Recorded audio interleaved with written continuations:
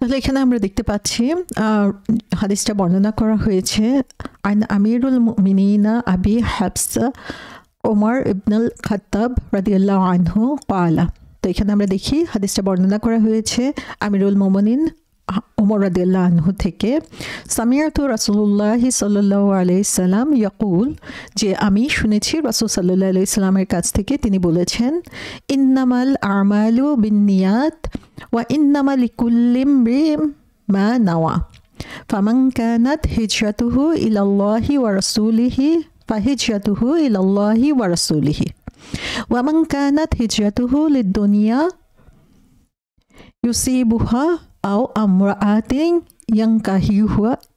ইয়ানকাহুহা ফাহিজরাতু ইলা মা হাজারা ইলাইহি।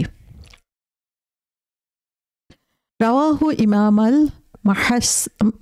ইমামুল মুহাদ্দিসিনা আবু আবদুল্লাহি মুহাম্মদ ইবনুল ইসমাঈল ইবনি ইব্রাহিম ইবনুল মুগীরাত ইবনুল বাদরিজ বাহুল বুখারী আল জুফি। সো এখানে আমরা দেখি যে বুখারী রহমতুল্লাহ আলাইহির পুরো নামটা এখানে এসেছে ইমাম বুখারীর, এবং আবার এখানে বলা হয়েছে যে আবু হুসাইনি মুসলিম ইবনুল হাজ্জাজি ইবনুল মুসলিম কুশাইরিয়ু আন নাইসাবুরি রাদিয়াল্লাহু আনহুমা ফি সহিহিহিমা। তাহলে বুখারী এবং মুসলিম দুইটার উল্লেখ এখানে বলা হয়েছে, এবং সহিহুমা যে বোধ তারা দুইটাই হচ্ছে সহি হাদিস গ্রন্থ থেকে এসেছে, সেটা এখানে উল্লেখ করা হয়েছে। সো আমরা যদি এখন হাদিসটাকে একটু বোঝার চেষ্টা করি তাহলে দেখব এখানে ফার্স্টের যে অংশ সামিতু ইয়াকুলু বলে তারপরে যে কথাটা বলা হয়েছে সেটা হচ্ছে ইন্নামাল আমালু বিন্নিয়াতি, যে রাসূল সাল্লাল্লাহু আলাইহি ওয়াসাল্লাম বলেছেন নিশ্চয়ই আমাদের আমল হচ্ছে নিয়তের উপরে নির্ভরশীল, ইন্টেনশনের উপরে নির্ভরশীল। প্রথমে এখানে ইন্নামা শব্দটা বলা হয়েছে। ইন্নামা শব্দটা হচ্ছে এখানে এমফাসিস অর্থাৎ গুরুত্ব দেওয়ার জন্য, এবং এক্সক্লুসিভনেস, যে আমাদের আমল শুধুমাত্র নিয়তের উপরে নির্ভরশীল, গুরুত্ব দিয়ে এটার উপরে বলা হয়েছে। সো ইন্নামা শব্দটা খুবই গুরুত্বপূর্ণ আমাদের জন্য, যে পরের কথাটা আমাদের জন্য কত গুরুত্বপূর্ণ সেটা যাতে আমরা ফোকাস করতে পারি। সো ভেরিলি, অনলি, সার্টেনলি, এভাবেই হচ্ছে এটার অর্থ করা হয়েছে, যে অবশ্যই শুধুমাত্র এ ব্যাপারে কোনো সন্দেহ নেই যে আমাদের আমল হচ্ছে নিয়তের উপর নির্ভরশীল। সো এখানে ইন্নামা শব্দটা দিয়ে আমাদের অ্যাকশনস যে নিয়তের উপরে এক্সক্লুসিভলি এটার উপরে নির্ভরশীল, অন্য কোন সমস্ত কিছুকে ডিনাই করা হয়েছে এখানে, এবং সেভাবে এই শব্দটা দিয়ে আল্লাহ সুবহানাহু ওয়া তাআলা এই শব্দটা গুরুত্ব বুঝিয়ে রাসূল সাল্লাল্লাহু আলাইহি ওয়াসাল্লাম এই শব্দটা দিয়ে এই পরের কথাগুলোর গুরুত্ব এখানে তুলে ধরেছেন। আমালু, আমাল শব্দটি এসেছে আমল থেকে, আমল আইন মিম লাম, এই আমল শব্দটার প্লুরাল বা বহুবচন হচ্ছে আমাল। সো এখানে আমরা দেখি যে আমল শব্দের অর্থ কি ডিড বা অ্যাকশন, এবং আমল শব্দটা খুবই স্পেসিফিক একটা শব্দ, স্পেসিফিক অর্থ এখানে বোঝানো হয়ে থাকে, এবং এর জন্য আরবিকে আরেকটা শব্দ রয়েছে যে কোনো কাজের ব্যাপারে, সেটা হচ্ছে ফিল। ফিল এবং আমলের মধ্যে ডিফারেন্সটা কি? ফিল হচ্ছে যে কোনো কাজ যেটা আমরা অটোমেটিক্যালি করে ফেলি, সেটার পিছনে কোনো ইন্টেনশন থাকার কোনো কারণ নাই। আমরা যখন আমাদের চোখ ব্লিঙ্ক করছে, আমরা হাঁটছি, ঘুরছি, কথা বলছি, তো সবসময় আমরা যে এর পিছনে ইন্টেনশন দিয়ে কাজ করি সেটা কিন্তু না। তো যে কাজগুলো নর্মালি হয়ে যাচ্ছে, যেটার জন্য আমরা খুব একটা চিন্তা ভাবনা করি না, সেটা হচ্ছে ফিল। আর আমল হচ্ছে যে কাজটা আসলেই কোনো একটা উদ্দেশ্য করা হয়, উদ্দেশ্যপূর্ণভাবে যে কোনো অ্যাকশন যখন নেওয়া হচ্ছে তখন সেটাকে আমল বলা হচ্ছে। এবং এখানে আমাল বলতে আমরা দেখি যে বহু বচন, তার মানে সব ধরনের কাজ এখানে ইনক্লুডেড হচ্ছে। সো এটা আমাল বলতে আল আমাল বলে এই আল শব্দটা দিয়ে এটাকে জেনারেল একটা টার্ম দেওয়া হচ্ছে, এবং সব ধরনের কাজই এর আন্ডারে পড়ে, এই শব্দটার মাধ্যমে বোঝা যায়, এখানে বোঝানো হতে পারে, সেটা বোঝানো হয়েছে। এবং এটা হতে পারে আমাদের শারীরিকভাবে আমরা যে কাজগুলো করছি সেটাও হতে পারে, বা আমরা কথার মাধ্যমে যে কাজগুলো করছি সেটাও হতে পারে, এটা হতে পারে কোনো অব্লিগেটরি কাজ, সেটা হতে পারে কোনো ভলান্টারি কাজ, এটা হতে পারে খুব বড় একটা কাজ, এটা হতে পারে খুবই ক্ষুদ্র একটা কাজ। সো আল আমাল যখন বলা হচ্ছে তখন সমস্ত কিছু এটার মধ্যে ইনক্লুডেড হচ্ছে। দ্যাট মিনস যে প্রত্যেকটা কাজের পিছনে ছোট বড় গুরুত্বপূর্ণ না যা কিছুই হোক না কেন, সমস্ত কিছুর পিছনে আমাদেরকে এই নিয়তের ব্যাপারে সতর্ক হতে হবে। তো এই হাদিসটার মাধ্যমে আমরা দেখি যে এখানে আল আমাল বলতে সমস্ত কাজ, সমস্ত অ্যাকশনকে ইনক্লুড করা হয়েছে, এবং ইন্টেনশনালি এবং পারপাসলেসভাবে যখন কোনো কাজ করা হয় তখন এই আমালের মধ্যে সেটা ইনক্লুডেড হচ্ছে না।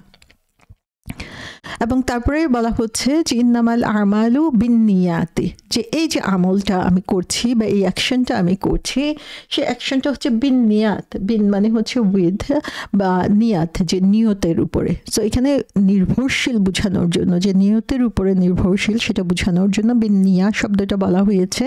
এবং নিয়া শব্দটার অর্থ কি? নিয়া শব্দটার অর্থ হচ্ছে টু ইন্টেন্ড সামথিং, কোনো কিছু করার ইচ্ছা পোষণ করা, সেটা হচ্ছে নিয়া শব্দের শাব্দিক অর্থ।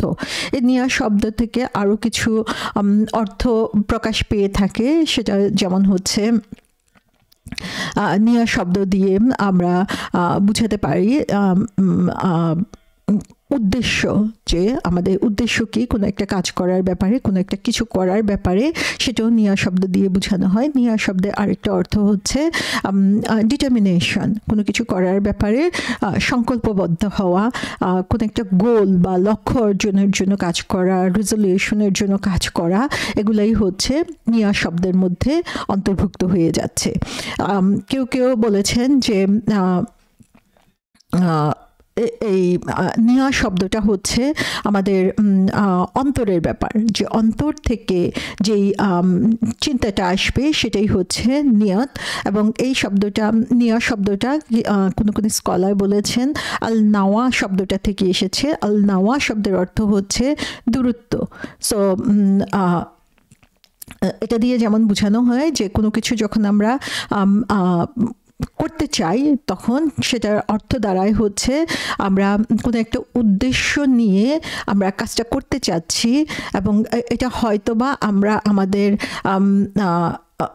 অ্যাপারেন্ট অ্যাকশন দিয়ে সেটা করতে সম্ভব হচ্ছে না, কারণ হচ্ছে সে কাজটা আমার থেকে একটু দূরে রয়েছে, বা সেই উদ্দেশ্য সাধন করাটা আমার জন্য একটু দূরে রয়েছে।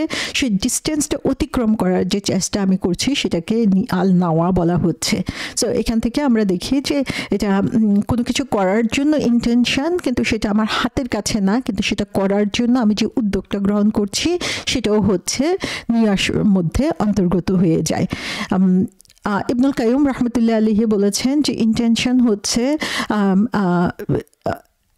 যে হচ্ছে এই কাজটা করছে সে এই ব্যাপারে জ্ঞান রাখে, সে কি করছে এবং এটার পিছনে তার উদ্দেশ্য কি, এবং সে যখন জিনিসটা জানে এবং তার পিছনের উদ্দেশ্য, সে কি কারণে এটা করছে, তখনই সে সেটা তার নিয়তে প্রকাশ পেল, সেটা তার নিয়ত হয়ে গেল।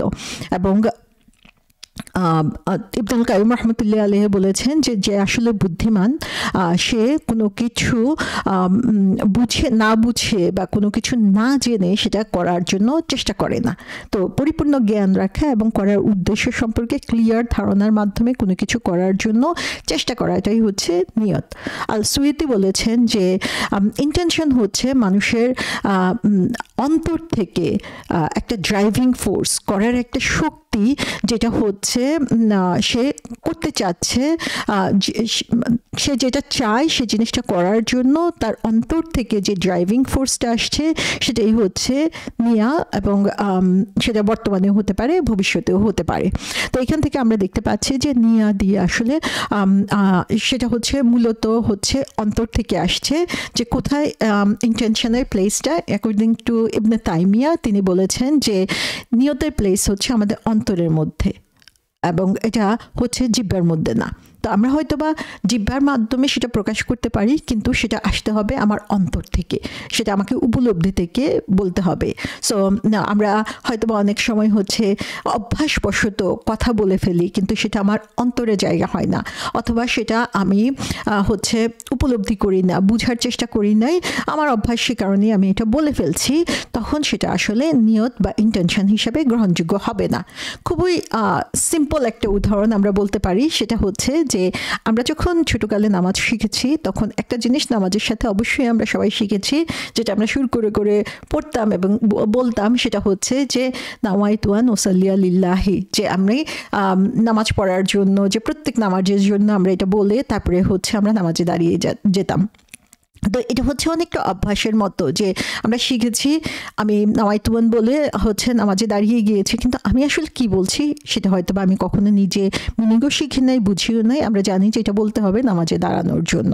এবং এখান থেকে স্কলারগণ যে কথাটা বলেছেন সেটা হচ্ছে যে এভাবে জাস্ট হচ্ছে মুখস্থ করে গতানুগতিকভাবে নামাজের এভাবে নিয়ত করা রিকমেন্ডেড না, যেভাবে আমার বলা উচিত না। বরং আমি নামাজে দাঁড়াচ্ছি, আমি আমার নিজের ভাষায় নিজের মতো করে বুঝে দাঁড়াবো, এবং সেই দাঁড়ানোটা হচ্ছে আমি 2 রাকাত ফজরের 2 রাকাত নামাজ, সুন্নত নামাজ পড়ার জন্য দাঁড়িয়েছি, এবং সেটা আমাকে নামাজ শুরুর আগেই করতে হবে।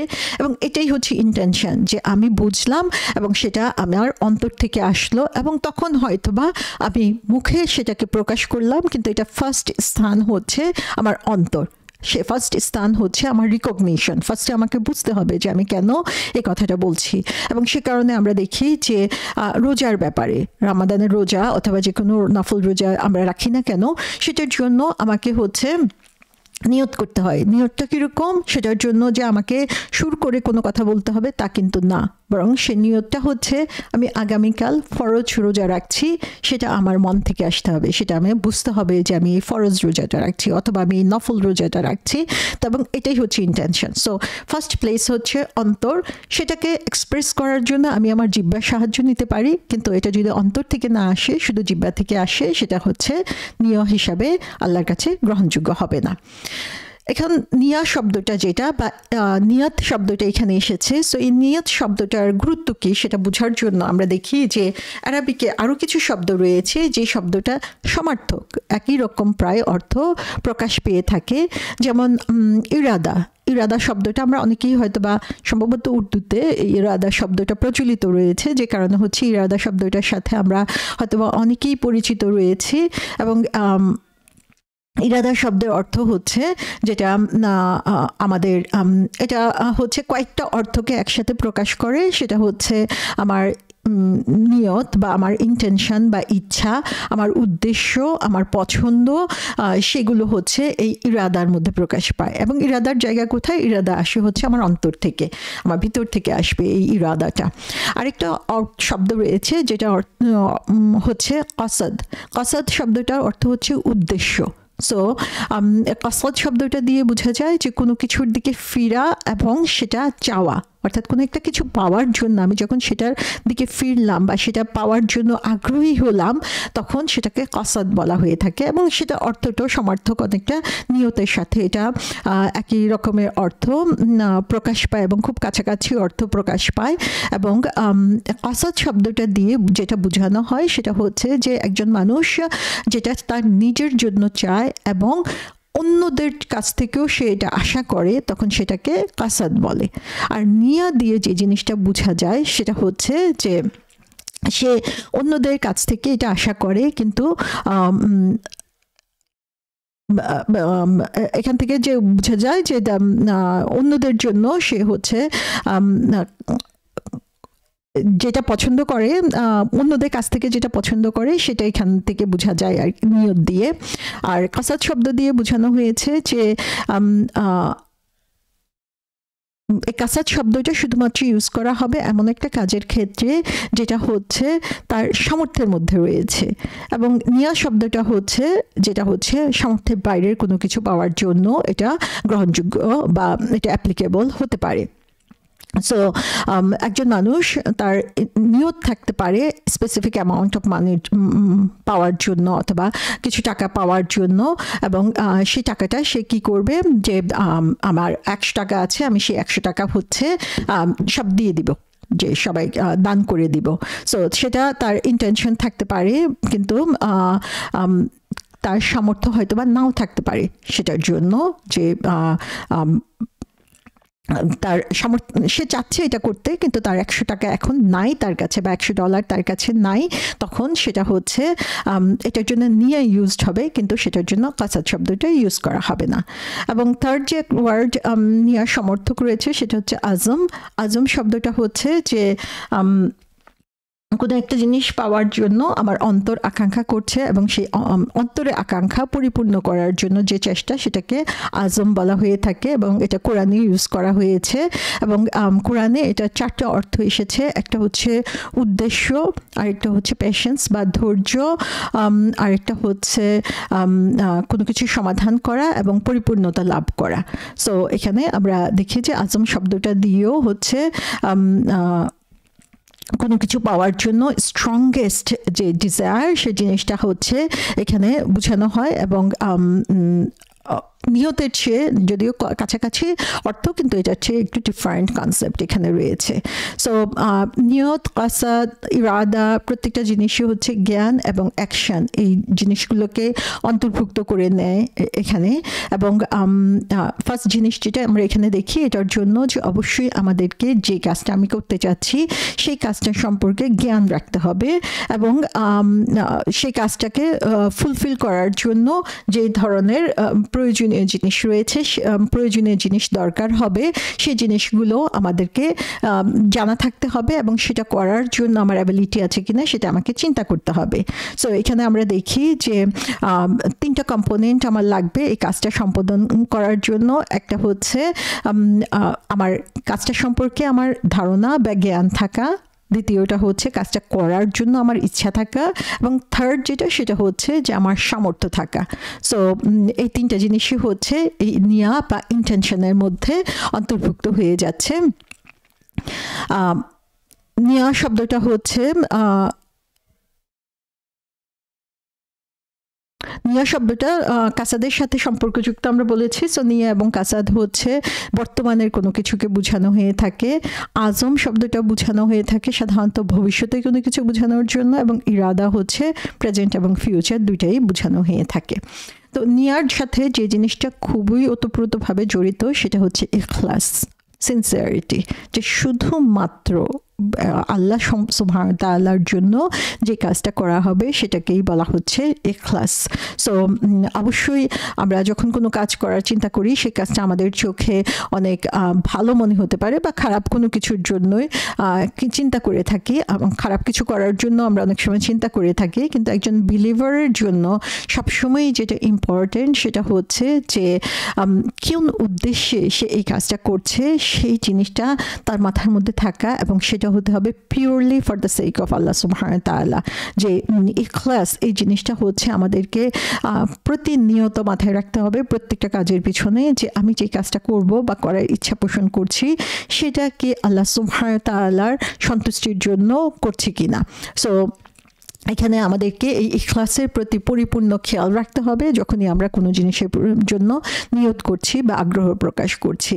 সো অ্যাকচুয়ালি আমরা যখন এই নিয়া বা এই হার্টের যে অ্যাকশনটা সেটার কথা আমরা চিন্তা করি, তখন এটা আমাদের ফিজিক্যাল যে ডিড সেটার বিয়ন্ডে চলে যাচ্ছে। কারণ হচ্ছে যে শুধু কাজ বাইরে বাহ্যিকভাবে কোনো কাজ করাটাই হচ্ছে আমাদের উদ্দেশ্য না, বরং আমাদের উদ্দেশ্য হচ্ছে এই কাজটাকে যথার্থভাবে আল্লাহ সুবহানাহু ওয়া তাআলার সামনে সুন্দরভাবে উপস্থাপন করা তার পছন্দ মতো ওয়েতে, তখনই হচ্ছে সেই কাজটা আল্লাহ সুবহানাহু ওয়া তাআলার কাছে গ্রহণযোগ্য হবে। তো সে কারণে হচ্ছে নিয়তের সাথে সাথে হচ্ছে শুধু কাজ না, বরং কাজের সাথে সাথে আমাদের নিয়তটাকে হচ্ছে গ্রহণযোগ্য এবং সুন্দরতম করে আল্লাহ সুবহানাহু ওয়া তাআলার কাছে উপস্থাপন করতে হবে। আহমদ বিন হাম্বল রাহমাতুল্লাহি আলাইহি বলেছেন যে আমি পছন্দ করি যে প্রত্যেকটা কাজ সেটা হতে পারে আমার নামাজ, সেটা হতে পারে আমার রোজা রাখা অথবা সাদাকা বা দান করা বা any type of good did, সেটার জন্য অবশ্যই একটা নিয়ত থাকবে যে প্রত্যেকটা কাজ যেই কাজই হোক না কেন। সো এখানে আমরা দেখি যে প্রতিটা কাজের জন্য আমি নামাজে হুট করে দাঁড়িয়ে গেলাম সেটা যেমন গ্রহণযোগ্য না, নিয়ত হচ্ছে সেটার জন্য কম্পালসারি একটা জিনিস। আমি রোজা রাখবো সেটার জন্য হচ্ছে নিয়ত একটা কম্পালসারি জিনিস। দান খয়রাত সেটার জন্য আমার নিয়ত থাকবে যে কেন আমি দান করছি, কেন আমি এই ভালো কাজটা করতে যাচ্ছি, সেটার পিছনে অবশ্যই আমার সঠিক একটা উদ্দেশ্য থাকতে হবে। জায়েদ আল শামী রহমতুল্লাহ আলাইহি বলেছেন যে আমি পছন্দ করি প্রত্যেকটা কাজের জন্য হচ্ছে নিয়ত করতে, even for eating and drinking. তো আমরা তো দেখা যায় এটা খুবই স্বাভাবিকভাবেই খাবার সময় হয়েছে খেয়ে ফেলছি, সামনে কোনো খাবার পেয়েছি খেয়ে নিচ্ছি, পানি ড্রিঙ্ক করছি। তো তিনি বলছেন যে ইভেন এরকম সিম্পল জিনিসগুলো যেগুলো অনেক সময় আমরা খেয়াল করি না, এরকম প্রত্যেকটা কাজের জন্যই আমি হচ্ছে নিয়ত করা পছন্দ করি। সো এখানে আমরা দেখি যে এই হাদিসের শেষের যে অংশ সেখানে বলা হয়েছে রাসূল সাল্লাল্লাহু আলাইহি ওয়াসাল্লাম বলেছেন যে যে হচ্ছে সে যা নিয়ত করেছে সে অনুযায়ী সেটার ফল পাবে। যার মাইগ্রেশন হচ্ছে আল্লাহ সুবহানাহু ওয়া তাআলার জন্য এবং তার রাসূল সাল্লাল্লাহু আলাইহি ওয়াসাল্লামের জন্য, সেটা আল্লাহ এবং তার রাসূল সাল্লাল্লাহু আলাইহি ওয়াসাল্লামের জন্যই গ্রহণযোগ্য হবে। আর যার মাইগ্রেশন হচ্ছে দুনিয়াবি কোনো কিছু অর্জন করার জন্য অথবা বিয়ে করার জন্য, তার মাইগ্রেশনটা হচ্ছে সেই উদ্দেশ্যেই গ্রহণযোগ্য হবে।